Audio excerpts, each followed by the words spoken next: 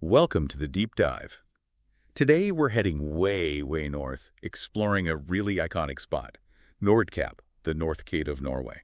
Absolutely. It's a place that seems to capture the imagination, doesn't it? We've got some great info lined up. Yeah, and the goal today is to really get under the skin of what Nordkapp is, what makes it tick, why is it so famous? Exactly. More than just facts and figures, we want to explore the feel of the place, its history, its natural drama, that sort of thing, like reaching the edge of the world. Okay, so let's start right there, the basics. Yeah. What exactly are we talking about when we say Nordkapp?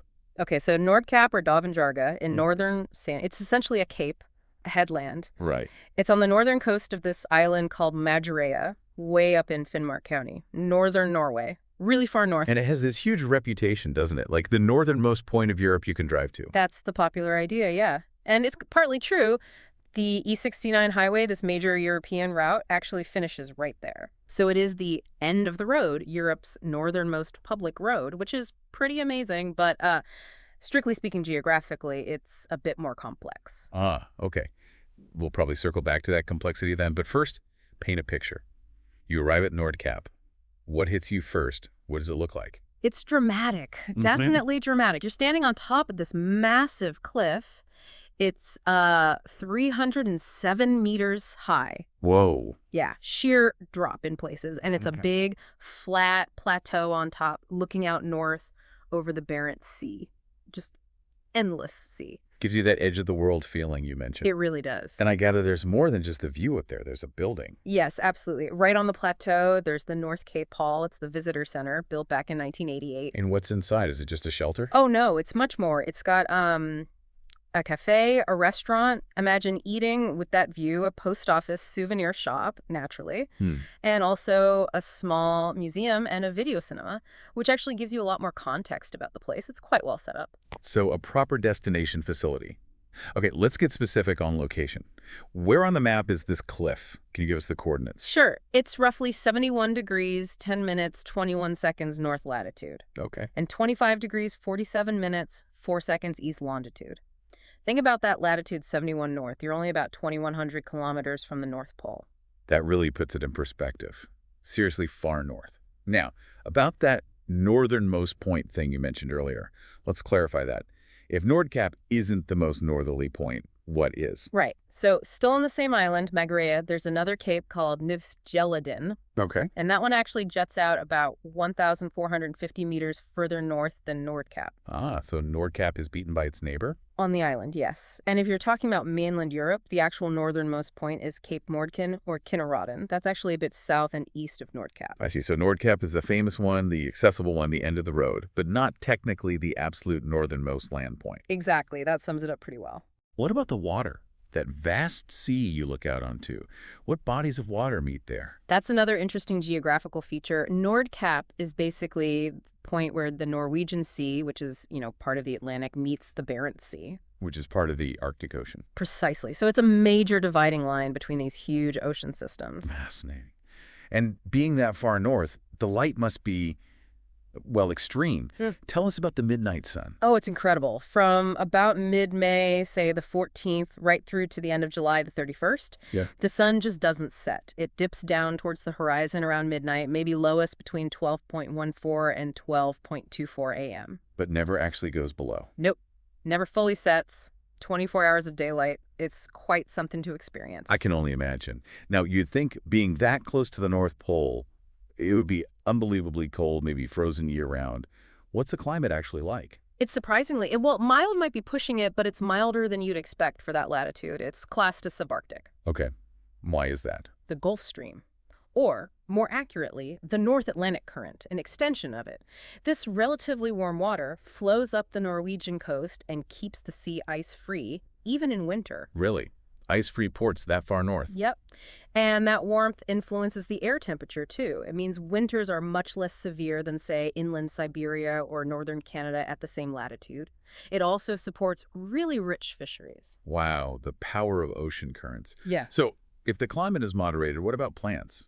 Anything grow up there? It's above the tree line, isn't it? It is, yes, north of the Arctic tree line. And the growing season is short. But, the vegetation is actually surprisingly varied. Like what? You find lots of alpine species, hundreds of different plants, including some rare ones. What's cool is seeing typical mountain flowers growing right down near sea level because of the latitude. Nature adapts. That's amazing. And animals. Besides fish, what lives on or around the Cape? Well, there's a major bird sanctuary nearby. Huge cliffs, perfect for nesting seabirds. Definitely puffins. And sea eagles, kittiwakes, guillemots. Loads of bird life. On land, you might see smaller mammals like mink, otters, maybe Arctic foxes, hares, weasels. And the classic Arctic image. Reindeer. Oh, yes. Especially in summer. From around April to September, reindeer herds graze right up on the mountain plateau. It's a very common sight. Reindeer on the North Cape Plateau. That sounds spectacular. Okay. We talked about the midnight sun in summer. What about winter? The opposite extreme. Right. Winter means the polar night. The sun doesn't rise above the horizon at all for a couple of months. Total darkness. Not complete blackness all the time. You get some twilight around midday, often with beautiful blue or purple hues. But yeah, no direct sunlight. And that's when you might see. The northern lights, the aurora borealis. Nordkapp is prime territory for seeing them, especially when the sky is clear during the long, dark winter nights. So you have these two incredible light phenomena. Midnight sun in summer, aurora in winter. It's an incredible contrast. Okay, so people are drawn by the drama, the light, the wildlife. How do they actually get there? You mentioned the E69 road. That's the main way by land, the E69 highway. And a key part of that is the North Cape Tunnel. It's an undersea tunnel. Under the sea. Yep. Connects Majoria Island to the mainland. Before that, you needed a ferry.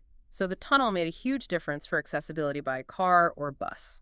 And for the really adventurous. Well, believe it or not, long-distance cycle routes actually go all the way to Nordkapp. The Eurovelo routes EV1, EV7, and EV11 all terminate there. Imagine cycling across Europe to reach it. That's epic. What about less strenuous methods? Boats. Cruise ships are very popular. Lots of Arctic cruises include Nordkapp as a highlight stop. Do they dock right there? No, they usually dock or tender passengers ashore at Honningsvåg, which is the main town nearby. It's about 33 kilometers away from the Cape itself. Okay, and the Hurtigruten, the coastal ferry. Yes, the Hurtigruten ships also stop at Honningsvåg on their daily coastal voyages. It's a classic way to reach the region. So from Honningsvåg, how do you get to the actual Cape? There are regular bus services that run between Honningsvåg and Nordkapp. And often, special coaches are timed to meet the cruise ships and Hurtigruten arrivals to take passengers up. Makes sense. What about flying? Nearest airport? That would be Honningsvåg Vallon Airport, code HVG. It's a small airport mostly served by flights to and from Tromsø. And Tromsø is a bigger hub further south. Exactly, so you typically fly into Tromsø and then catch a connecting flight to Honningsvåg, or face a much longer drive. How long a drive are we talking from other towns? Well, from Hammerfest, it's around 205 kilometers. From Alta, maybe 237 kilometers. Tromsø or Kirkenes are significantly further by road. It gives you a sense of the remoteness. It certainly does. Now, what about visiting in winter? Is the road even open?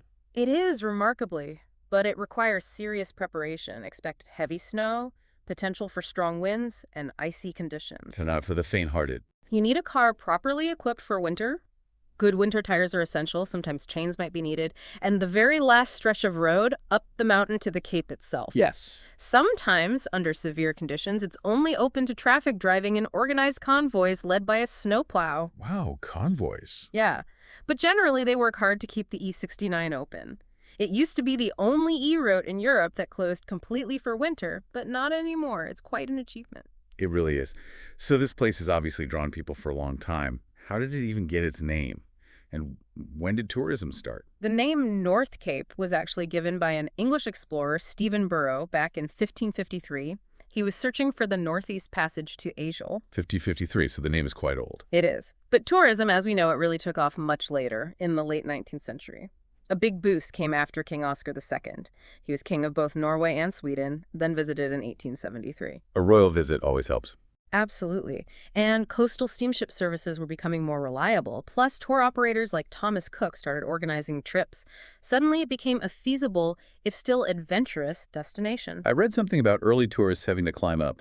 That's right. In the very early days, before proper paths, some visitors actually used wired ropes to help them scale the cliffs. And sending a postcard, a Cape card, became proof you'd made it. Imagine that climb. Were there any monuments built early on? Yes, to mark King Oscar's visit, a granite column was put up in 1873, and later one for Kaiser Wilhelm II of Germany's visit in 1891. And something about champagne. Ah, yes, Stuppenbrink's Champagne Pavilion, an octagonal wooden pavilion built around 1891-92, suggests the tradition of celebrating your arrival with champagne started quite early. A long-standing tradition, then. Any more recent history? WWII, perhaps? Yes, the waters nearby were significant during World War II. The Battle of the Northcapp took place there in December 1943. What happened? It was a major naval battle where the British Royal Navy intercepted and sank the German battleship Scharnhorst, a key Allied victory in the Arctic. Right. And the road we talked about, the E69 reaching the Cape, when was that finally built? The first proper road all the way to Nordkapp wasn't actually completed until 1956. So modern, easy road access is relatively recent in the grand scheme of things. Only since 56. Interesting. Let's go back to the North Cape Hall, the visitor center. You said it was built in '88, expanding on an older structure. The very first building was from 1959, mostly stone, but the big expansion started in '88, and cleverly they built large parts of it inside the mountain itself. Inside the cliff. Why? To preserve the natural skyline and the visual experience of the plateau. So the cinema, a grotto area, they're underground, basically carved into the rock. Then in '97, they added a bigger entrance hall to handle the visitor numbers. That's really thoughtful design. We mentioned Stephen Bro naming it. Who was the first actual tourist? That title is often given to an Italian priest, Francesco Negri. He traveled there way back in the late 17th century, over 100 years after Burrow. A priest. What did he think? He described it as reaching the end of the known world. Really captured that feeling of reaching an ultimate limit. He certainly did.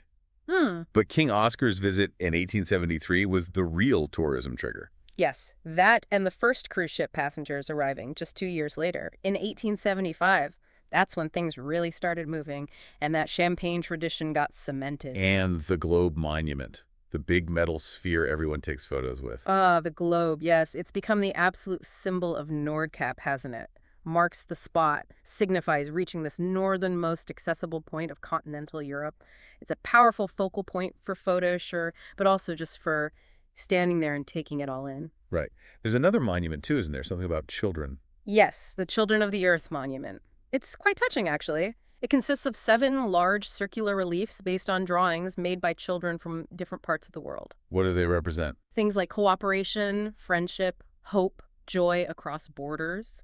It started in 1989, and each June there's a ceremony where local kids gather and a humanitarian award is given out. It adds a nice human touch to the place. That's lovely. Yeah. So inside the hall, besides the restaurant and shops, what else is there for visitors? You mentioned a film. Yes, there's a fantastic panoramic film shown on a wide screen. It takes you through the 4 seasons at Nordkapp, the changing light, the landscape, the weather. It's brilliant, especially if you visit when it's foggy outside. Good point. What else? There's the restaurant, a coffee shop, the Aurora Borealis bar for drinks, the gift shop, some historical displays about the Cape's history, the post office where you can get a special Nordkapp postmark, Oh, cool. a small Thai museum, which is a bit unexpected but interesting, relating to a visit by the King of Siam, and a chapel, St. John's Chapel. It's quite modern and peaceful. So plenty to see and do even beyond the main viewpoint. The idea of Nordkapp as a great adventure keeps coming up. It does, because for centuries it was a huge undertaking to get there. Explorers, royalty, early tourists. It was a major achievement. Standing on that 307-meter cliff really does feel like you've reached the end of the continent. And experiencing those extreme light conditions, the polar twilight in winter or the endless summer days, adds to that unique feeling. Absolutely. And while the journey today is, much safer and more comfortable, Right. it still feels exciting. You can get there by car, bike, ship, bus, but it still feels like you've reached somewhere significant. And the visitor center aims to enhance that. Yeah. They talk about the 100% experience, the Arctic food, the film, the globe, the history. It's designed to be memorable. People often say it's a once-in-a-lifetime trip. So some go back. Oh, yes, many people are drawn back. There's just something about the light, the raw nature, the sense of history combined. Okay, final crucial topic. Hmm. Weather. Sounds like you need to be prepared. You absolutely do. That's probably the most important practical advice. The weather at Nordkapp can change incredibly fast. How fast? Minutes, you can have sunshine, then suddenly be completely wrapped in fog. Wind can pick up out of nowhere. You have to expect variability. Always check the forecast. What are the typical temperatures like, say, in summer Summer average is maybe around 10 degrees Celsius. Pleasant enough, but it can sometimes hit 25 degrees on a good day. and winter? Winter averages around -3 Celsius, but dropping to -15 or lower isn't unusual at all. And crucially, you have to factor in wind chill. Ah, yes, wind chill can make a huge difference. It really can. A -5 day can feel like -15 or worse if there's a strong wind blowing off the sea. And fog. Is that common? Being coastal and high up, yes, fog is definitely a risk. It can roll in quite quickly. The good news is that the wind often helps to clear it again. And if it doesn't clear? Well, that's where the panoramic film inside the hull comes in handy. You still get to see the views, even if the real thing is hidden. Especially useful in winter, too, when daylight hours are short or non-existent. Good backup plan. Yeah. So specific clothing advice, especially for winter visitors, what's essential? Layers. Always layers. Start with a good base layer, preferably wool, because it stays warm even if it gets a bit damp. Okay, wool base layer. Then insulating layers, like fleece or a thick wool sweater. And critically, your outer layer must be windproof and ideally waterproof or at least highly water resistant. Lined trousers, a good parka-style jacket, Head and hands. essential. A warm hat that covers your ears, maybe a balaclava or neck gaiter. Good warm gloves or mittens. Mittens are often warmer. And don't forget warm woolen socks and sturdy, insulated, waterproof winter boots with good grip.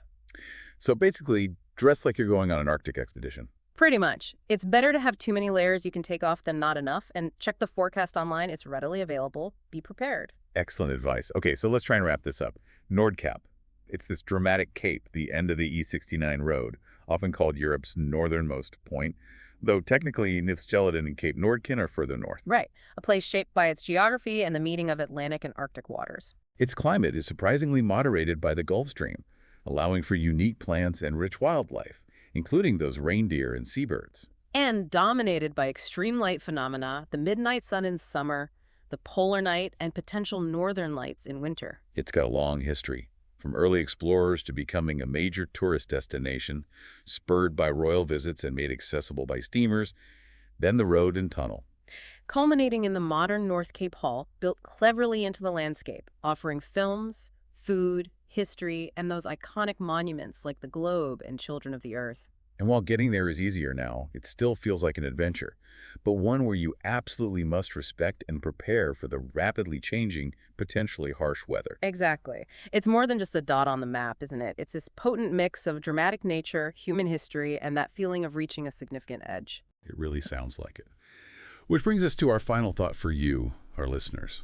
Thinking about Nordkapp, its location at the very top of Europe, its history as a goal for travelers. What kind of personal journey or maybe milestone would visiting Nordkapp represent for you? What is it about reaching that edge of the world that calls to people? Something to ponder. Thanks for joining us on this deep dive.